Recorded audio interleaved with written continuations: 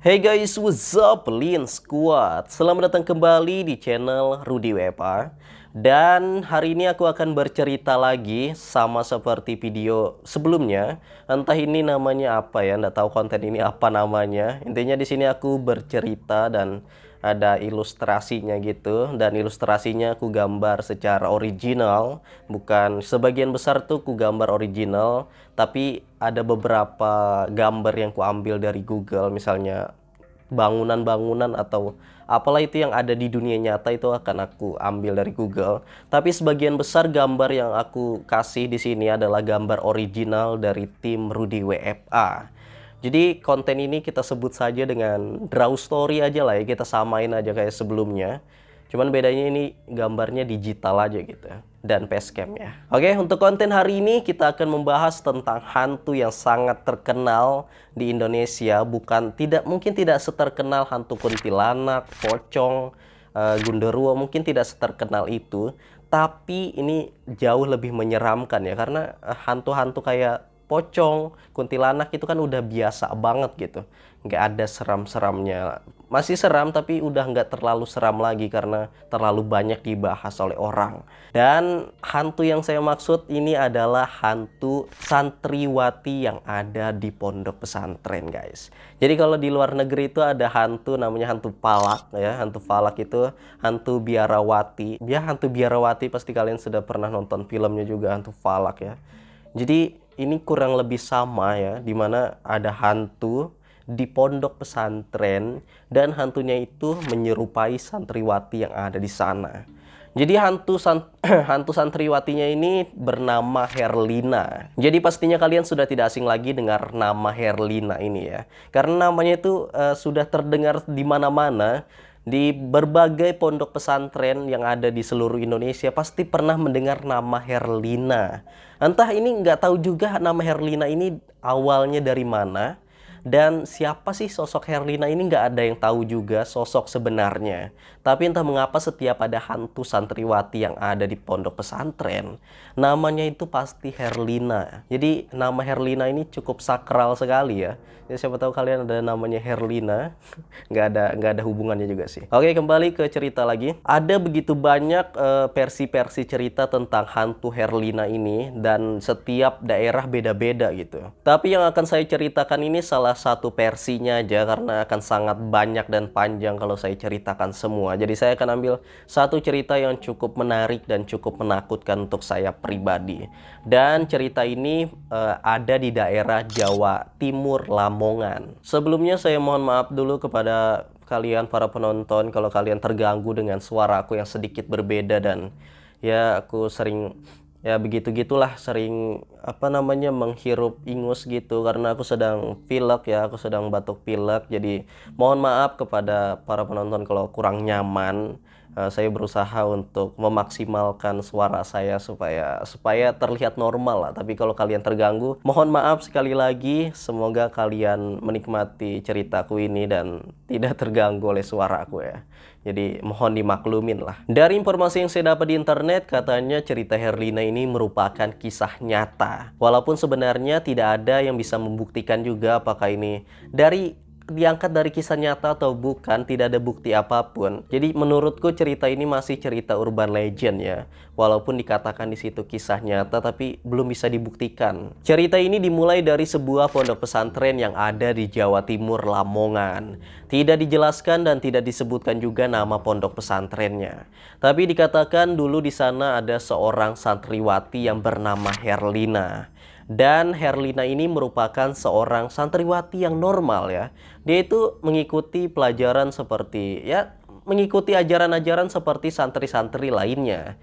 Dia bahkan dikenal sebagai seorang santriwati yang baik, ramah, dan memiliki paras yang cantik ya. Jadi cewek-cewek aja bahkan ngelihat dia tuh, menilai dia tuh sebagai wanita yang cantik, apalagi cowok yang lihat ya. Meskipun dikenal sebagai santri yang baik, cantik, dan juga ramah, namun ternyata Herlina ini tidak memiliki teman di pesantren ya. Jadi entah mengapa, mungkin karena karena dia tidak memiliki kemampuan komunikasi yang baik gitu. Jadi nggak ada yang mau berteman sama dia, atau karena dia sedikit aneh kali ya. Padahal dia tuh baik, ramah, cantik juga ya. Tapi entah mengapa dia nggak memiliki pertemanan. Ya misalnya ada circle pertemanan gitu, dia ingin bergabung, tapi dia tuh nggak diajak ngomong di situ ya, tidak diajak berbicara. Jadi di pesantren itu Herlina ini sangat kesepian dan dia merasa terasingkan oleh teman-temannya. Karena masih di usia remaja, Herlina ini tidak memiliki pikiran yang dewasa. Jadi saat dia diasingkan oleh teman-temannya, Herlina ini bukannya berkomunikasi dengan baik sama teman-temannya itu, dia malah ingin melakukan sesuatu yang menarik perhatian. Namun sesuatu yang dia lakukan itu adalah hal yang buruk. Jadi pada suatu malam, Herlina ini keluar dari kamarnya dan dia masuk ke ruangan Pak Kiai. Jadi di ruangan Pak Kiai itu ternyata ada sebuah cincin batu akik milik Pak Kiai. Entah itu punya istrinya atau punya Pak Kiainya, karena ada versi yang berbeda juga. Namun intinya dia tuh mencuri cincin akik tersebut. Dan cincin itu merupakan cincin kesayangan atau cincin favoritnya Pak Kiai ya. Jadi dia tuh ingin mencuri itu dan dia kasih lihat ke teman-temannya gitu. Dan hebatnya Herlina ini berhasil menyelinap dan mengambil cincin itu.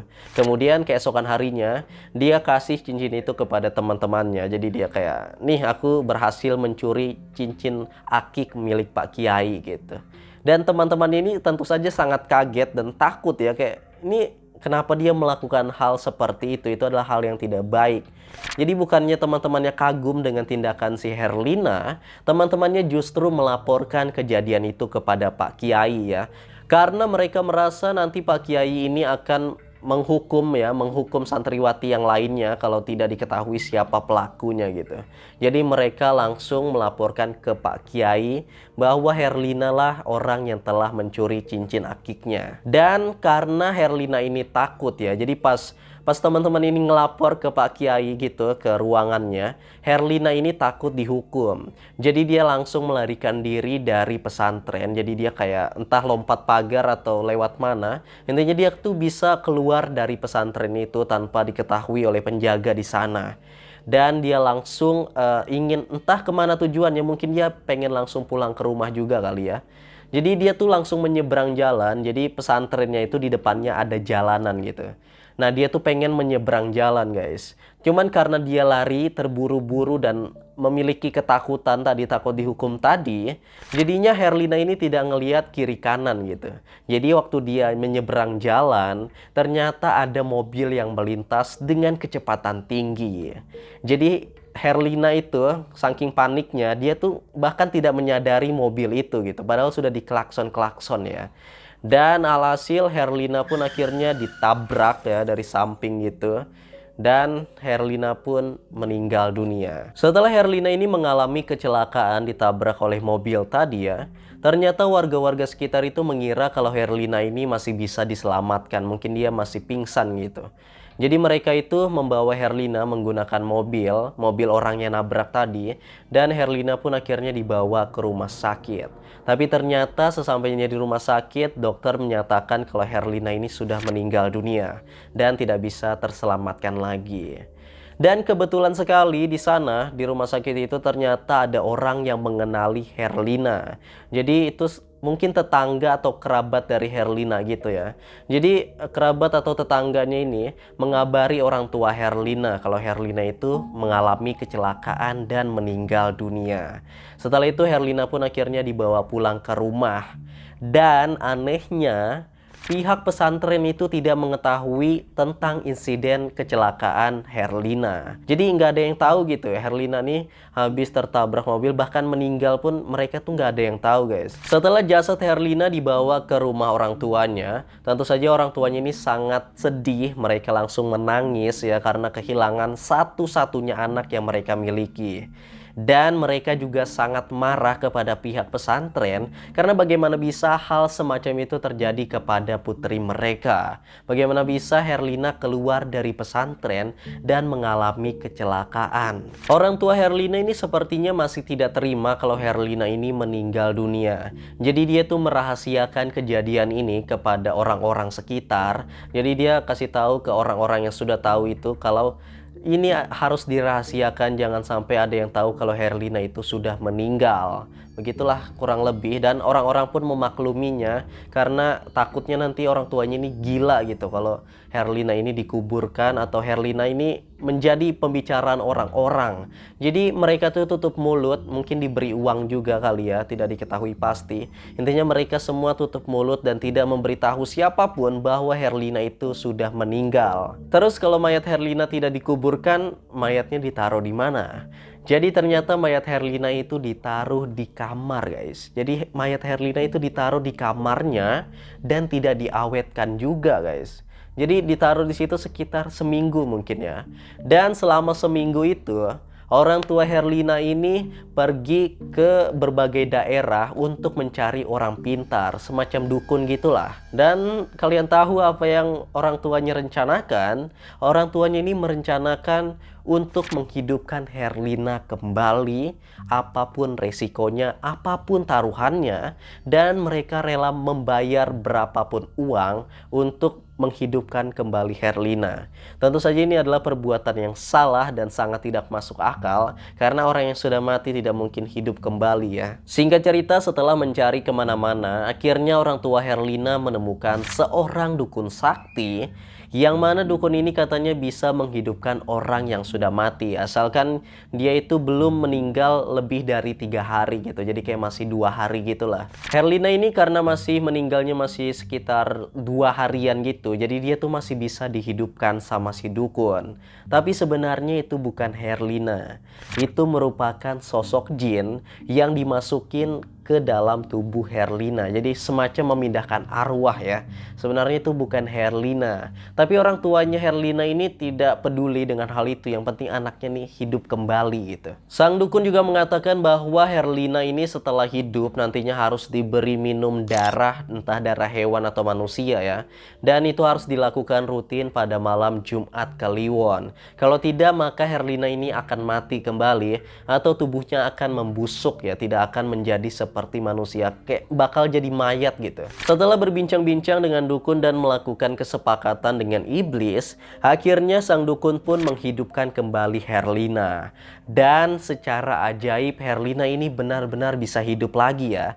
Dia tuh bisa bergerak nih, bisa bergerak, bisa berbicara, tapi dia bukanlah Herlina. Setelah Herlina hidup kembali, ternyata orang tuanya itu tidak begitu senang dengan Herlina, karena bagaimanapun juga mereka akhirnya menyadarin kalau itu bukanlah Herlina, melainkan sosok iblis yang dimasukin ke tubuhnya Herlina. Jadi orang tuanya ini kayak udah nerima kalau Herlina itu udah pergi gitu. Tapi masih saja orang tuanya ini dendam kepada pesantren yang membuat Herlina itu mati ya. Jadi mereka tuh sangat benci sekali dengan semua orang yang ada di pesantren itu.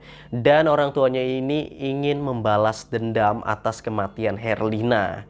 Oleh karena itu walaupun mereka itu sudah tidak peduli lagi dengan Herlina ini, dia hidup atau mati, tapi dia tuh masih menggunakan Herlina dalam bentuk iblis ini untuk balas dendam. Jadi kebetulan sekali pihak pesantrennya kan nggak tahu ya kalau Herlina tuh mati. Jadi mereka tuh merencana untuk memasukkan Herlina kembali ke pesantren tersebut guys. Semacam menyamar gitu ya. Dan ternyata berhasil. Jadi katanya si Herlina ini sudah tidak masuk pesantren selama 3 hari. Dan orang tuanya tuh membawa Herlina kembali ke pesantren. Dia juga meminta maaf sudah mengambil cincin akik milik Pak Kiai. Dan dia juga menerima hukuman sesuai perbuatannya itulah ya. Dan setelah itu Herlina pun akhirnya menjalani kehidupan seperti biasa. Dia masuk pesantren lagi, dia belajar di sana, dia juga berbaur dengan teman-teman yang ada di sana tanpa ada yang tahu kalau Herlina itu sebenarnya sudah mati. Meskipun secara fisik Herlina ini terlihat sangat normal seperti manusia biasa, namun ternyata perilakunya itu sangat aneh dan sangat mencurigakan ya. Jadi banyak ustadz-ustadz yang mulai curiga dengan perilakunya si Herlina dan dia mulai mengikuti Herlina kemana dia pergi gitu. Dan setelah diikuti ternyata mereka mencium bau busuk yang sangat menyengat dari tubuh Herlina. Jadi kayak mencium bau bangkai, dan bau itu hanya bisa dicium oleh orang-orang dengan ilmu agama yang tinggi. Jadi kayak pengurus-pengurus atau ustadz-ustadz aja yang bisa mencium bau busuk itu ya. Awalnya mereka mengira kalau aroma busuk itu berasal dari tubuh Herlina. Namun setelah diselidiki lagi, ternyata aroma busuk itu berasal dari tas yang dibawa oleh Herlina. Para petugas itu kemudian penasaran dan memeriksa tasnya Herlina secara diam-diam. Dan setelah dibuka ternyata isinya adalah darah. Dan darahnya itu baunya sangat amis, sangat bau busuk seperti bangkai gitu. Kayak ini darahnya itu bukan darah-darah segar, tapi darah yang udah berhari-hari. Dan entah mengapa darahnya ada di tasnya Herlina. Setelah itu Herlina kemudian diinterogasi oleh para petugas-petugas pesantren ya. Dan ditanyain kenapa di tasnya itu ada darah. Tapi si Herlina ini dengan cerdiknya beralibi kalau dia itu sedang dikerjai oleh teman-teman lainnya. Jadi dia bilang kalau dia tuh dimusuhi oleh santriwati lainnya. Jadi makanya dia tuh dikerjain dimasukin darah, entah darah itu terbuat dari apa. Tapi intinya itu bukan Herlina yang bawa, tapi dikerjai oleh teman-teman santriwati yang lain gitu. Dan karena alasannya cukup masuk akal, para petugas ini pun nggak bisa lagi menginterogasi Herlina lebih lama. Jadi dia kayak percaya aja, oke. Mungkin itu memang dia dikerjai karena selama ini Herlina dimusuhi oleh santriwati yang lain. Namun sepandai apapun Herlina berbohong, beralibi atau menyembunyikan identitasnya, pasti suatu hari identitasnya ini akan terungkap. Karena bagaimanapun juga Herlina ini semakin lama terlihat semakin aneh. Hingga puncaknya ketika ada sebuah pengajian di pondok pesantren itu dan dikumpulkan seluruh santri dan juga santriwati yang ada di sana, akhirnya identitas Herlina pun terungkap. Jadi ceritanya ketika semua orang yang ada di sana itu membaca ayat suci Al-Quran, tiba-tiba saja Herlina ini merasa kepanasan. Dia merasa tubuhnya seperti terbakar. Bahkan Herlina ini sampai berteriak kencang dan membuat semua orang di sana sangat terkejut. Jadi kayak di tengah kerumunan, Herlina ini berdiri dan dia berteriak guys. Dan suaranya itu sangat melengking dan itu bukan suara manusia. Dengan suaranya yang keras itu Herlina menyuruh semua orang untuk berhenti membaca ayat suci Al-Quran. Tapi semua orang di sana itu diperintahkan untuk terus melanjutkannya ya. Karena semua orang tampaknya sadar bahwa Herlina ini sedang kerasukan. Dan ternyata benar saja. Tidak lama setelahnya dari tubuhnya Herlina ini keluar sebuah bayangan. Dan bayangannya itu tampak seperti hantu kuntilanak dengan pakaian yang berwarna merah. Semua orang di sana melihat kejadian itu secara langsung dan secara bersamaan. Jadi mereka semua sangat kaget dan merinding ketakutan. Namun Pak Ustadz dan Pak Kiai memerintahkan mereka untuk terus membaca ayat suci Al-Quran. Dan mereka tidak boleh berhenti sampai hantu Herlina ini keluar dari tubuhnya. Dan karena amukan Herlina ini tidak juga berhenti dan dia masih teriak-teriak nggak jelas, akhirnya Pak Kiai pun turun tangan untuk menghadapi Herlina. Jadi Pak Kiai itu membawa sebuah botol, dia juga memakai tasbih dia, dan dia kemudian membacakan entah doanya tuh doa apa saya tidak tahu. Intinya dia tuh membaca-baca doa dan kemudian dia menangkap arwah yang ada di tubuh Herlina yang keluar tadi, ditangkap dan dimasukin ke dalam botol. Jadi itu Pak Kiainya sangat sakti sekali ya.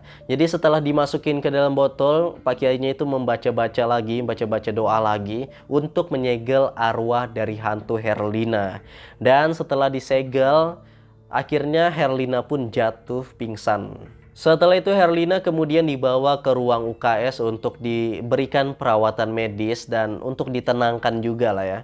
Tapi ternyata setelah diperiksa, Herlina ini ternyata sudah meninggal dunia guys. Jadi diketahui mayatnya itu bahkan sudah mulai membusuk di bagian dalam ya. Jadi bagian wajah, tangan dan kakinya saja yang tampak seperti manusia normal. Sedangkan di dalamnya itu sudah membusuk. Dan setelah mengetahui hal itu tentu saja Pak Kiai, Pak Ustadz dan beberapa santri dan santriwati lainnya yang ada di ruangan itu sangat kaget. Dan Pak Kiai memerintahkan mereka agar tidak memberitahukan kepada siapapun, agar pesantrennya itu nggak heboh dan orang-orang juga nggak heboh gitu, orang-orang masyarakat sekitar juga tidak heboh dengan kejadian ini. Jadi mereka semua tutup mulut guys. Setelah itu dikirim beberapa ustadz dari pesantren itu ke rumah Herlina untuk mengabarkan bahwa Herlina ini sudah meninggal dunia. Dan mereka juga ingin mencari tahu apa yang sebenarnya terjadi ketika Herlina ini kabur dari pesantren. Maksudnya dia tuh kenapa gitu, kenapa sampai begitu gitu loh ya. Paham sendiri lah ya, kayak kenapa dia bisa sudah meninggal tapi dirasuki oleh iblis. Jadi mereka ingin mencari tahu juga kebenaran sehingga mereka ingin mendatangi orang tua Herlina. Tapi sesampainya di rumah Herlina, ternyata rumahnya itu tidak dikunci ya, rumahnya itu tidak dikunci, mereka langsung masuk dan mereka tidak menemukan siapapun di rumah itu guys. Jadi dipanggil-panggil nggak ada orangnya. Jadi akhirnya pihak ustadz-ustadz tadi bersama dengan beberapa warga sekitar yang mulai curiga juga, akhirnya mereka tuh masuk secara paksa ke kamar dari orang tua Herlina. Jadi rumahnya itu nggak kekunci sama sekali, tapi kamarnya itu kekunci guys. Nah setelah didobrak, ternyata di sana sudah ada orang tua Herlina, namun dalam keadaan yang sudah meninggal dunia. Tubuhnya kering, membusuk seperti orang yang sudah meninggal selama seminggu gitu kayak. Ini orang sudah meninggal di sana tapi nggak ada yang tahu gitu. Dan matanya itu bukan mata yang tertutup ya, tapi matanya itu seperti melotot gini ya. Walaupun aku nggak bisa karena mata aku sipit ya.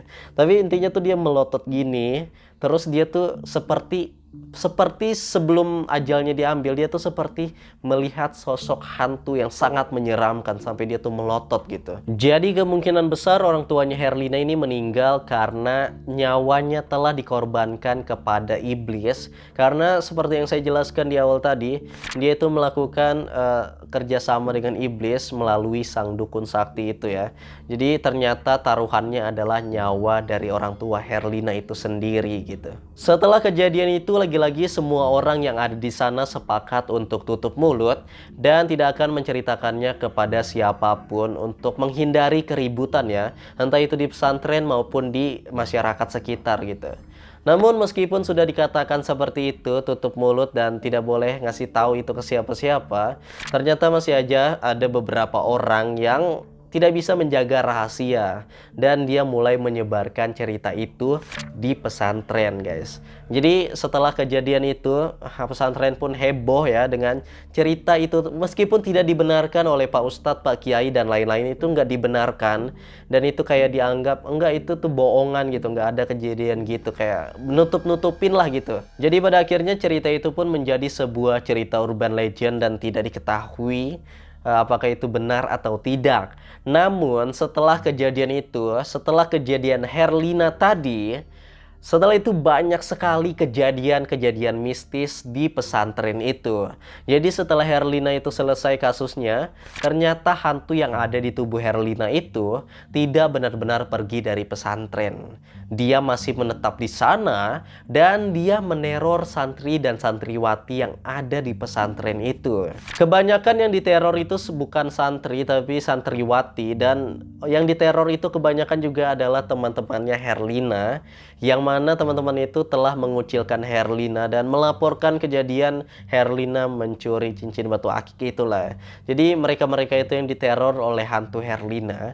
Jadi contohnya ketika mereka itu lagi ke WC atau ke kamar mandi, di sana tuh ternyata ada hantu Herlina yang timbul di belakang mereka guys. Jadi diteror seperti itulah. Baru setiap malam juga mereka sering mendapatkan teror, kayak diketok pintunya, tok tok tok gitu. Setelah dibuka ternyata nggak ada. Dan penampakan Herlina ini ada di setiap penjuru pesantren tersebut. Jadi mereka tuh mulai kayak, ini ada apa sih gitu, kenapa hantu Herlina ini sampai meneror segitunya guys.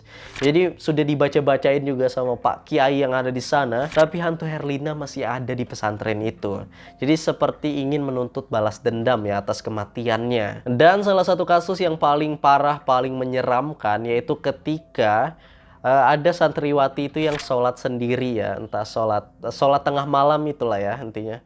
Jadi itu lagi sholat tengah malam, tiba-tiba di belakangnya ada suara seseorang guys. Jadi kayak sholat, dia tuh seperti ada makmum di belakang yang ngikutin kita. Misalnya Allahu Akbar, di belakang tuh ada suara juga yang ngikutin gitu.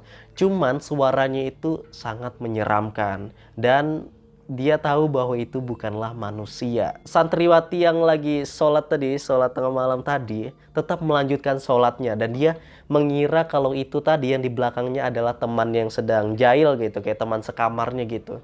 Jadi dia lanjutin lagi sholatnya. Setelah itu dia selesai. Setelah dia selesai sholat, dia kemudian nengok ke belakang. Tapi ternyata nggak ada siapapun guys. Dan temannya pun ditanya, tadi itu kamu kah yang gangguin aku saat sholat?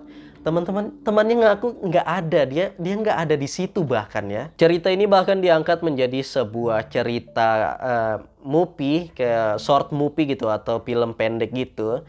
Bahkan kalian bisa tonton juga di YouTube tentang makmum ya. Jadi itu menceritakan orang yang lagi sholat tengah malam dan ada makmum di belakangnya. Tapi makmumnya itu bukanlah orang, bukanlah manusia, tapi iblis, jin ataupun arwah gentayangan dari Herlina. Jadi kalau kalian lagi sholat, ada suara-suara di belakang kalian, berhati-hatilah ya. Oke, sepertinya cukup sampai di sini dulu untuk cerita hantu Herlina ini, karena tidak ada endingnya juga. Karena sampai sekarang masih banyak sekali cerita-cerita orang yang di pesantren itu mengalami cerita diteror oleh hantu santriwati atau hantu Herlina ini ya. Jadi sampai sekarang tuh masih ada terornya, jadi belum ada endingnya sama sekali. Dan anehnya di setiap pesantren itu namanya kebanyakan Herlina. Jadi kalian cari tahu sendiri kebenaran tentang cerita ini, karena sekali lagi aku tidak tahu apakah ini benar atau tidak, walaupun dikatakan ini adalah kisah nyata tapi tidak ada buktinya gitu ya. Jadi cerita hantu Herlina ini atau hantu santriwati ini sudah tersebar di mana-mana dan versinya ada banyak juga.